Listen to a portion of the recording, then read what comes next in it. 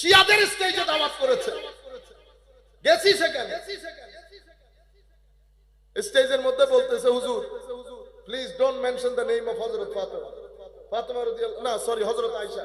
হযরত তো বলতেছে না, আয়েশার নাম নিয়েন না। ওকে, নো প্রবলেম। 10,000 মানুষ বসা সেই জায়গার মধ্যে আমরা বলতেছি, হযরত আয়েশা সিদ্দিকার রিওয়ায়াত যে আমি ফাতেমার মতো সওমের দিক থেকে, ইবাদতের দিক থেকে আমার নবীর মতো ফাতেমা যেরকম সেরকম আর কাউকে দেখি না। এটা আয়েশা সিদ্দিকার বর্ণনা। আল্লামা আয়েশা সিদ্দিকা যদি ফাতেমা রাদিয়াল্লাহু তাআলা আনহা সম্পর্কে দুশমনী পোষণ করত, তাইলে এই হাদিস বর্ণনা করত। ভিতর থেকে যে আল্লাহ আল্লাহ আসতেছে, সেটা আপনাকে গাইড করবে। পৃথিবীর কোন মানুষ আপনাকে উপদেশ দিতে হবে না হেদায়েতে।